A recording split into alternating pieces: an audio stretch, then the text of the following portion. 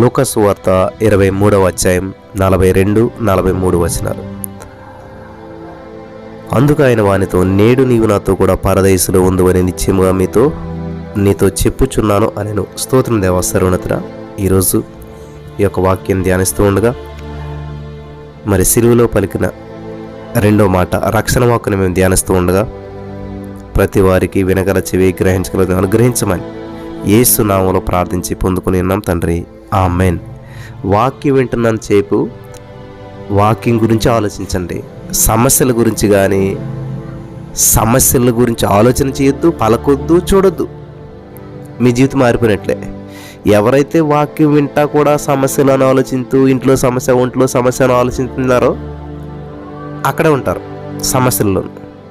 ఎవరైతే వాక్యపు జ్ఞానంలోనికి వస్తారో, వాక్యాన్ని దృష్టిలో పెట్టుకుంటారో, వాక్యాన్ని మనసులోకి పంపిస్తారో సమస్య నుంచి బయటకు వచ్చేసినట్టే. సమస్య వెళ్ళిపోతుంది ఆటోమేటిక్గా. కాబట్టి ఈ సత్యం మీరంతా తెలుసుకోవాలని పదే పదే నేను చెప్తున్నాను. కాబట్టి వాక్యం వింటున్నంతసేపు రెండో ఆలోచన లేకుండా కేవలం వాక్యం మీద మాత్రమే మనసుని కేంద్రీకరించండి. ఎప్పుడైతే వాక్యం అనే వెలుగు నీ హృదయంలోనికి, నీ మనసులోనికి, నీ జీవితంలోనికి వెళ్తుందో, నీ జీవితంలో ఉన్న ప్రతి సమస్య, ప్రతి బంధకము వెలుగు కదా, ఇది దహించు అగ్ని అయినటువంటి దేవుడు నీ లోనికి వెళ్తుంటే ప్రతిది దహించవేయబడుతుంది.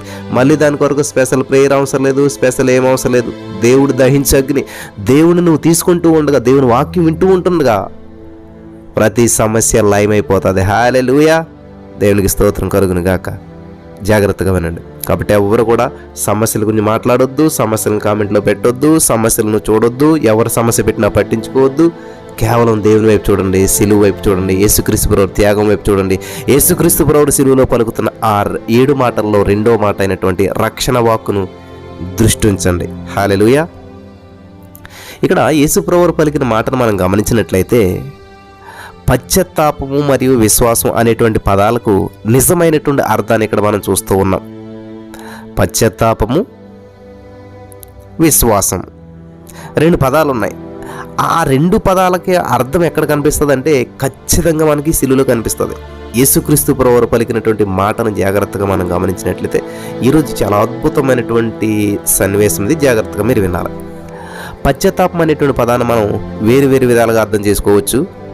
పాపం విషయమై మారు మనసు పొందడం, పాపం విషయమై చింతించడం, పాపాన్ని విడిచిపెట్టడం అనేటువంటి అర్థాలను మనం ఈ పదం నుంచి తీసుకోవచ్చు. అయితే పశ్చాత్తాపం అనేటువంటి పదంలో వీటికంటే చాలా లోతైన అర్థం ఉంది. పశ్చాత్తాపం అంటే ఏంటంటే మన పతన స్థితిని గ్రహించుట, మన సర్వనాశనాన్ని కనుగొనుట, మనల్ని మనం తీర్పు తీర్చుకునుట, మన పతన స్థితికి మనమే కారణమని తెలుసుకొనటం. ఇది పశ్చాత్తాపం అనేటువంటిది ఒక జ్ఞానయుక్తమైనటువంటి ప్రక్రియ కాదు, కానీ దేవుని సముఖంలో జరిగేటువంటి మనస్సాక్షికి సంబంధించినటువంటి ఒక ప్రక్రియ.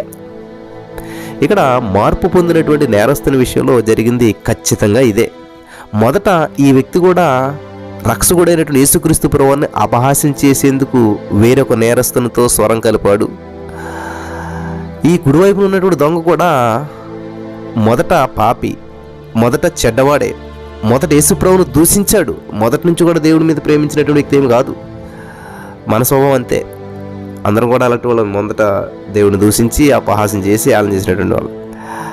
దేవుడు దూషించి ఆ దూషించే వారితో స్వరం కలిపినటువంటి వాడే. అయితే పరిశుద్ధాత్మ దేవుడు అతనిలో కార్యం చేయడం ప్రారంభించిన తర్వాత అతనిలో ఉన్నటువంటి మనస్సాక్షి నిద్రలేచింది. దేవుని కార్యం అతనిలో జరిగింది.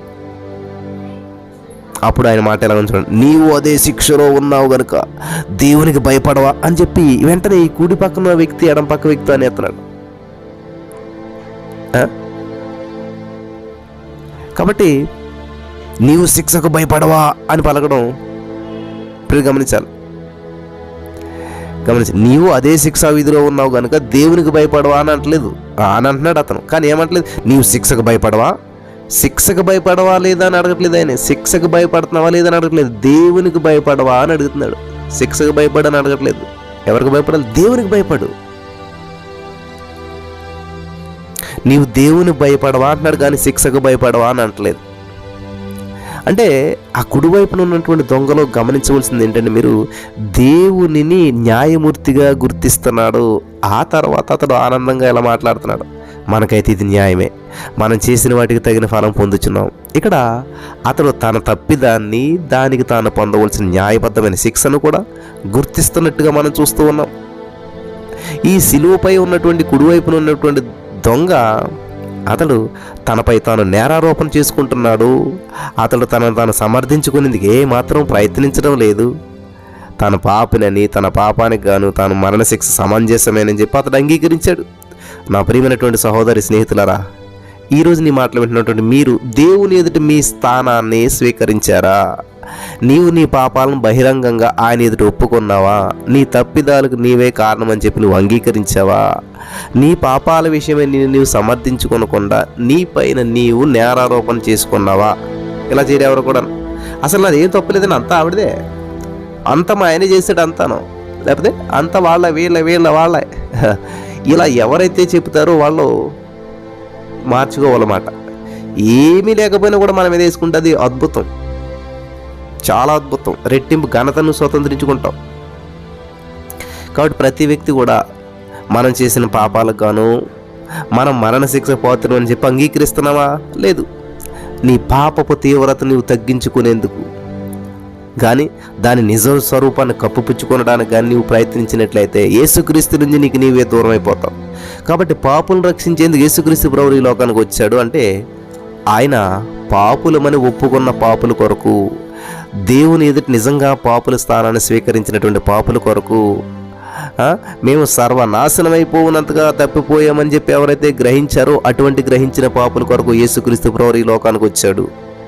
కాబట్టి మార్పు పొందినటువంటి నేరస్తుని పశ్చాత్తాపము మన ప్రభువైన యేసునందరి విశ్వాసంతో జతపరచబడింది. అతని యొక్క విశ్వాసాన్ని గురించి మనం ఆలోచించినప్పుడు అది అతని మేధాశక్తుల్లో నుంచి బయలు వెళ్ళినట్టుగా మనకి ఆ యొక్క విశ్వాసంగా మనం తలంచుండొచ్చు. కానీ ఈ అధ్యాయంలో ఉన్నటువంటి మనం గమనించినట్లయితే నేరస్తుని మార్పు విషయంలో ప్రదర్శించబడిన దేవుని సార్వభౌమత్వాన్ని గురించి ఆ నిరోధించడానికి వీలు కానిది విజయకరమైనదని చెప్పి ఆయన కృపను గురించి మనం ధ్యానించాం. ఇప్పుడు మనం అంతే ప్రాధాన్యత కలిగినటువంటిది, అదే భావంతో కూడిందైనటువంటి ఆయన యొక్క సత్యం యొక్క మరో పార్శ్వముఖపు మరో కోణం వైపుకు మన దృష్టిని కేంద్రీకరిద్దాం. ఇక్కడ రక్షించబడేందుకు దేవుడు ఒక వ్యక్తిని ఎన్నుకున్నప్పుడు విశ్వసించినా విశ్వసించకపోయినా ఆ వ్యక్తి రక్షించబడతాడని చెప్పి దేవుని వాక్యం మనకు బోధించడం లేదు. దేవుడు రక్షించాలనుకున్నాడు కానీ వాడికి విశ్వాసం ఉన్నా లేకపోయినా దేవుడు రక్షించేస్తాడా? నో, ఇది గమనించాలి. అలా బోధించట్లేదు దేవుని వాక్యం ఎక్కడా కూడా. అలాంటి తలంపు సత్యమును తృణీకరించే వారిచే రూపొందించబడిందే తప్ప వేరొకటి కాదు. ఇక్కడ సమస్యను ముందుగా మనం ఏం చేయాలంటే ఊహించిన దేవుడు పరిష్కార మార్గాన్ని కూడా ముందుగానే రూపొందించాడని, అవసరతలను ముందుగా గుర్తించిన దేవుడే వనరులను కూడా సమకూర్చాడని లేఖనాలు మనకు బోధిస్తూ ఉన్నాయి.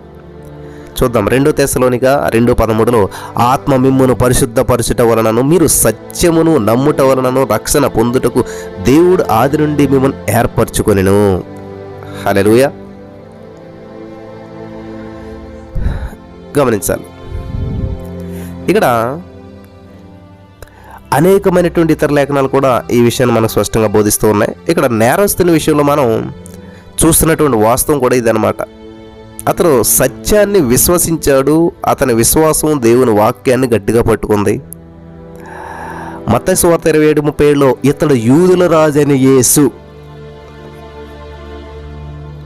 అనేటువంటి ఆ పై విలాసం యేసుక్రీస్తు ప్రభువారు ఆ సిలువ పైన గమనిస్తూ ఉన్నారా? సిలువ పైన వేసారు, అందరికీ తెలుసు కదా. హేరోదు ఆ మాటలను వ్యంగ్యంగా రాయించాడు.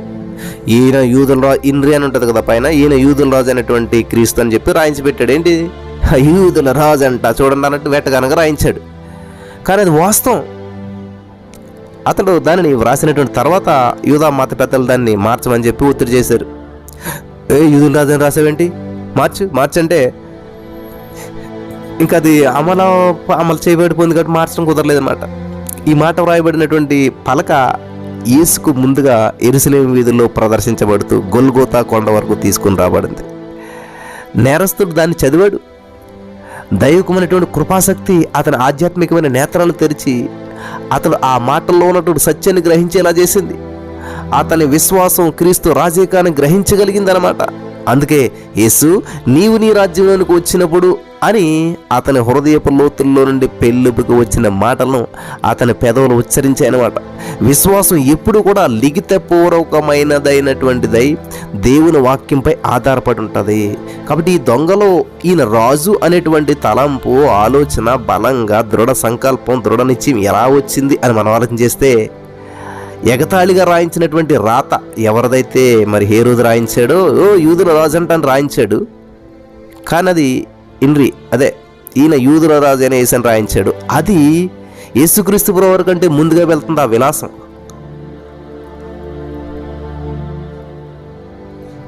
అదే ప్లేస్లో మరి ఈ దొంగలు కూడా సిలువను మోసుకుని వెళ్తారు కాబట్టి అతను చూస్తూ ఉన్నాడు అనమాట, యేసు ప్రభువారిది ఈయన యూదుల రాజా అని. ఒక వ్యక్తి యేసే క్రీస్తుని విశ్వసించక మునుపు యేసే క్రీస్తుని సాక్ష్యాలతో కూడినటువంటి ఆధారాలు అతని ముందు ఉంచబడాలి. అప్పుడే అతడు విశ్వసించగలుగుతాడు. మనసు యొక్క విశ్వాసానికి, హృదయం యొక్క విశ్వాసానికి మధ్య వ్యత్యాసం ఉన్నట్టుగా తెలుపబడుతూ ఉంటుంది. ఈ వ్యత్యాసం వాస్తవమైనది మాత్రమే కాకుండా శక్తివంతమైనటువంటిది కూడా. కొన్నిసార్లు మనస్సు యొక్క విశ్వాసం విలువలేనటువంటిదిగా వర్ణించబడుతుంది. అయితే ఇది బుద్ధిహీనత. ఒక విషయాన్ని హృదయం విశ్వసించడానికి ముందు మనసు విశ్వసించాలి. మనం రక్షణార్థంగా ప్రభువైన యేసును విశ్వసించడానికి ముందు మానసికంగా ఆయనను మనం విశ్వసించాలి. అన్యుల విషయంలో ఈ విషయం రుజువు చేయబడుతుంది. వారు మనస్సులో విశ్వసించరు గనుక హృదయంలో విశ్వసించరు. హృదయం యొక్క విశ్వాసంతో జత చేయబడనంత వరకు మనసు యొక్క విశ్వాసం మనల్ని రక్షించజాలదని చెప్పి మనం అంటుంటాం.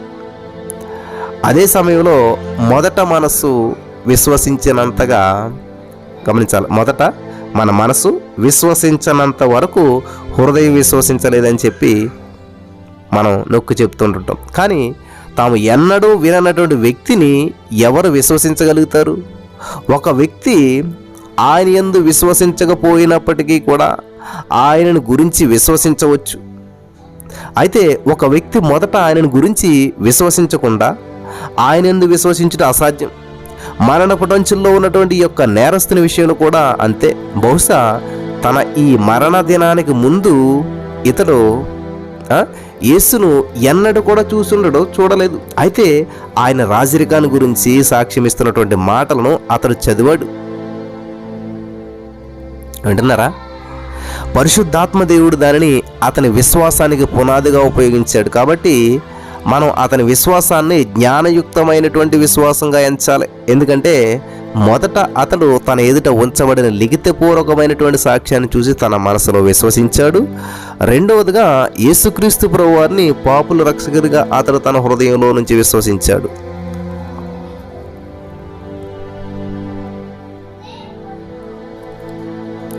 అవును కదా? మరి మరణ సమయంలో ఉన్నటువంటి ఈ నేరస్తుడు యేసుక్రీస్తు నందల రక్షణార్థమైనటువంటి తన మానసికమైనటువంటి విశ్వాసంపై ఆధారపడుతూ తన హృదయంలో ఆయనను విశ్వసించాడు.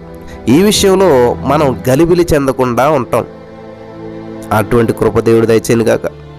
ఈ సున్నితమైనటువంటి అంశాన్ని మనం సులభమైనటువంటి రీతిలో గ్రహించేందుకు ప్రయత్నం చేయదు గాక.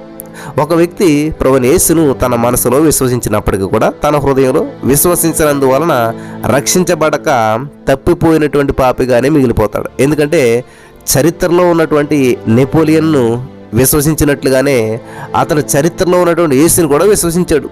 నా ప్రియమైనటువంటి సహోదరి స్నేహితులారా, యేసుని గురించినటువంటి అన్ని విషయాలను నీవు నీ మనసులో విశ్వసించి ఉండొచ్చు. పాపరహితమైనటువంటి ఆయన జీవితాన్ని, ఆయన బలియాగాన్ని, మరణాన్ని, విజయంతో కూడిన ఆయన పునరుత్థానాన్ని, మహిమకరమైనటువంటి ఆయన ఆరోహణాన్ని, వాగ్దానంతో కూడిన ఆయన రాకడను నీవు మనస్ఫూర్తిగా విశ్వసిస్తూ ఉండొచ్చు. అయితే ఇది నిన్ను రక్షించలేదు. నీవు రక్షించబడేందుకు మరో అడుగు ముందుకు వేయాలి. సువార్త అందల విశ్వాసం దృఢమైనటువంటి మానసిక విశ్వాసం. అది మనసును సరైనటువంటి విధంగా ఆలోచింపజేసి సరైనటువంటి అభిప్రాయాన్ని మనసులో జనింపజేస్తుంది. అయితే రక్షణార్థమైనటువంటి హృదయము, అందులో ఆ హృదయంలో ఉన్నటువంటి విశ్వాసము ఆ అభిప్రాయాన్ని కార్యరూపంలోకి తీసుకుని వచ్చి ఒక పాపిని రక్షణలోకి నడిపిస్తుంది అనమాట. ఈ యొక్క మరణపుటంచుల్లో ఉన్నటువంటి ఈ యొక్క నేరస్తుని వైపు ఒక్కసారి మనం చూద్దామా? ఆయన ఏం చేస్తున్నాడు? సిలువ వేయబడినటువంటి ఒక దొంగ, తాను దోషినని ఒప్పుకున్నటువంటి ఒక నేరస్తుడు, కొన్ని నిమిషాల క్రితం యేసును అపహాస్యం చేసినటువంటి వ్యక్తి, ప్రభువుని యేసు అతనిపై అంత శ్రద్ధ చూపించడం ఎంతవరకు సమంజసం ఆలోచించారా? పాతాళపు అంచుల్లో ఉన్నటువంటి ఆ వ్యక్తిని పరదేశ శిఖరాలకు పంపించడం న్యాయమేనా? పెద్ద ప్రశ్న అందరికీ. పాతాళపు అంచుల్లో ఉన్నటువంటి ఆ వ్యక్తిని పరదేశ శిఖరాలకు పంపించడం న్యాయమేనా? అవును, మనసు ఇలాంటి ప్రశ్నల్ని మరెన్నింటినో మనకి రేపెడుతూ ఉంటుంటుంది. మనకి ఇటువంటి ప్రశ్నలు లేవనెత్తుతుంటుంది. అయితే హృదయం ప్రశాంతంగా మౌనం దాలుస్తుంది అనమాట. ఈ వ్యక్తి విన్నపం అతని హృదయాంతరంగంలో నుంచి వెల్లుబికి వచ్చింది. అతను తన కాళ్లను చేతులను ఉపయోగించలేదు, ఎందుకంటే రక్షించబడేందుకు అవి ఏమాత్రం ఉపయోగపడవు కాబట్టి. ఒకవేళ ఉపయోగించాలన్నా అవి మరి వాళ్ళని తాళ్ళతో కట్టారు, మరి మేకలేశారు, తాళ్ళేశారు తెలియదు. కానీ అందుకే రక్షించబడేందుకు అతడు తన హృదయాన్ని, నాలుకను ఉపయోగించాడు. విశ్వసించేందుకు, విశ్వసించినటువంటి దాన్ని ఒప్పుకునేందుకు అవి మాత్రమే అతనికి ఉపయోగపడతాయి. రోమా 10:10 ఏలయనగా నీతి కలిగినట్లు మనుషుడు హృదయములో విశ్వసించును, రక్షణ కలిగినట్లు నోటితో ఒప్పుకొనును. ఆ వ్యక్తి విశ్వాసం వినయపూర్వకమైనటువంటి విశ్వాసము అని కూడా మనం గమనించగలుగుతాం. అతని ప్రార్థనలో వినయం ఉట్టుపడుతుంది. ప్రభువా నా మాట గౌరవించు అని కానీ, ప్రభువా నన్ను హెచ్చించు అని కానీ అతడు ఎక్కడ కూడా అనలేదు. ఏమంటున్నాడు? ప్రభువా ఒకవేళ నీవు నా వైపు చూడగలవేమో, ఒకవేళ నన్ను గురించి ఆలోచించగలవేమో చూడు అన్నట్టుగా, ప్రభువా నన్ను జ్ఞాపకం చేసుకొనుము అంటూ వినయపూర్వకంగా అతను ప్రార్థించాడు. జ్ఞాపకం చేసుకొను అన్నటువంటి మాట అద్భుతమైనటువంటి విధంగా పరిపూర్ణమైనటువంటిదే గాక సందర్భానుసారమైనటువంటిది కూడాను. నన్ను క్షమించు, నన్ను రక్షించు, నన్ను ఆశీర్వదించు అని అతడు ప్రార్థించుండొచ్చు. అయితే అతడు ఈ మాటలన్నిటిని కూడా ఒకటిగా చేర్చుతూ నన్ను జ్ఞాపకం చేసుకొను అని మాత్రమే ప్రార్థించాడు. చూసారా? యేసుక్రీస్తు ప్రభువారి యొక్క హృదయమునందు ఆసక్తి కనపరచడం అనేటువంటిది ఆయన అనుగ్రహించి మేళ్ళన్నిటిలో ఆసక్తి కనపరచడమే. అంతేకాకుండా ఈ యొక్క పదము దానిని ఉచ్చరించినటువంటి వాని పరిస్థితికి ఖచ్చితంగా సరిపోయింది.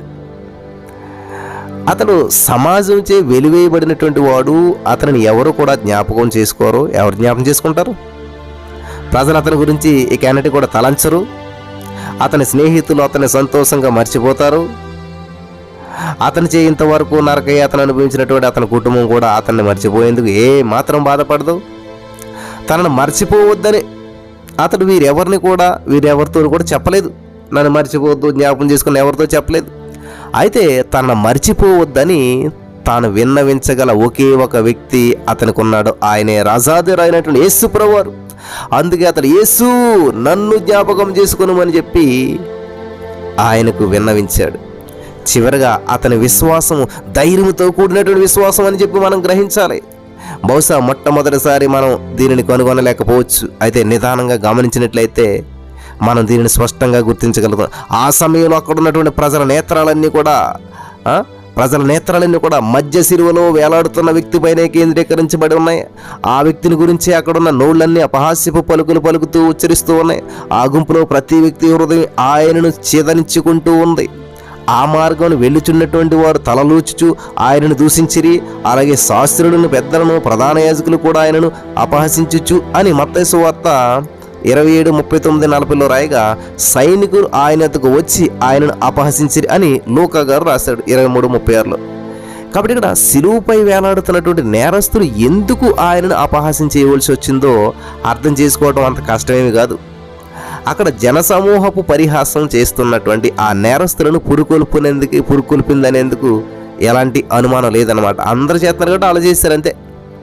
నేరస్తుల యొక్క పరిహాసం శాస్త్రులను, పరిశీలను ఆనందపరిచి ఉంటుందనడంలో కూడా ఎటువంటి అనుమానం లేదు. అయితే ఉన్నట్టుండి అక్కడ పరిస్థితి మారిపోయింది. పశ్చాత్తాపడినటువంటి నేరస్తుడు యేసును అపహాస్యం చేయడాన్ని కొనసాగించడానికి బదులు తన సహచరుని వైపు తిరిగి అతనిని గద్దించి అక్కడున్న జనసమూహం అంతా వింటూ ఉండగా ఈయన ఏ తప్పిదము చేయలేదు అని చెప్పాడు. వీళ్ళు గమనించాలి ఎంత షాకింగ్. అప్పుడు దాకా దేవుడు తిట్టినోడు ఇప్పుడు ఏమంటాడు, యేసు ప్రభు ఏమీ తప్పుదం చేయలేదు అని దేవుడి పక్షాన మాట్లాడుతూ మొదలుపెట్టాడు. లోక 23:47. ఆ విధంగా అతడు యూదా మత పెద్దలందరిపై నేరారోపణ చేశాడు. ఏ తప్పుదం చేయలేదంటే ఇక్కడ ఉన్న వాళ్ళందరూ తప్పుదం చేశారు, ఇది తప్పు జడ్జిమెంటు అని చెప్పి కదా. మరి వింటున్నారు కదా. చూడండి, ఇక్కడ అందరి మీద నేరారోపణ చేశాడు. అంతేకాదు అతడు యేసు నిర్దోషత్వాన్ని సాక్ష్యం పలకడం మాత్రమే కాదు, కానీ యేసు రాజరికాన్ని కూడా ఒప్పుకుంటూ ప్రకటించాడు. ఆ విధంగా అతడు ఒక్క క్షణంలో తనకు తానుగా తన సహచరుని నుండి జనసమూహం నుండి వేరైపోయి యేసుని ఎత్తుకున్నాడు. ఒక్క క్షణంలోనే యేసుని గురించి బహిరంగంగా సాక్ష్యమించడానికి అవసరమైనటువంటి ధైర్యాన్ని గురించి మనం ఈ రోజుల్లో ఎక్కువగా మాట్లాడుకోవాలి. అయితే తన మరణ సమయంలో ఈ నేరస్తులు ప్రదర్శించిన ధైర్యం ముందు ఈనాడు విశ్వాసులు ప్రదర్శించే ధైర్యం నిర్వీర్యంగా అనిపిస్తోంది. ఇది వండర్ ప్రియులారా, మీరు ఇది గమనించాలి, జీవితంలో అప్లై చేయాలి. అంతవరకు అందరితో పాటు కలిసి నిందించినటువంటి వ్యక్తిలో వచ్చిన మార్పు ఈరోజు మీలో రావాలి, మన కుటుంబాల్లో రావాలి, మన జీవితాల్లో రావాలి. ఇంతవరకు నిందించాం, ఇంతవరకు ప్రశ్నించాం, ఇంతవరకు దేవుని ఏదో తప్పుగా అర్థం చేసుకున్నాం, కానీ ఎప్పుడైతే ఆయన దేవుడని తెలిసిందో అంతవరకు దూషించినటువంటి ఈ యొక్క కుడివైపున ఉన్నటువంటి దొంగ ఇప్పుడు ఏమైపోయాడు, మారుమనసు పొందేశాడు. దేవుళ్ళ ఏ మారుమనసు, దేవుళ్ళ ఏ లోపం లేదు, సిలివేస్తున్న వాళ్ళదే లోపం అన్నట్టుగా మాట్లాడుతున్నాడు. ఆయన సత్యం మాట్లాడతాం మొదలుపెట్టాడు, సత్యాన్ని తెలుసుకున్నాడు. ఈరోజు నీ మాటలు వింటున్న ప్రియమైనటువంటి సహోదరి స్నేహితులారా, దేవుడు మీ జీవితాల్లో కూడా ఇటువంటి సత్యాన్ని గ్రహించడానికి సహాయం చేసి నడిపించి బలపరచును గాక. ఆమేన్.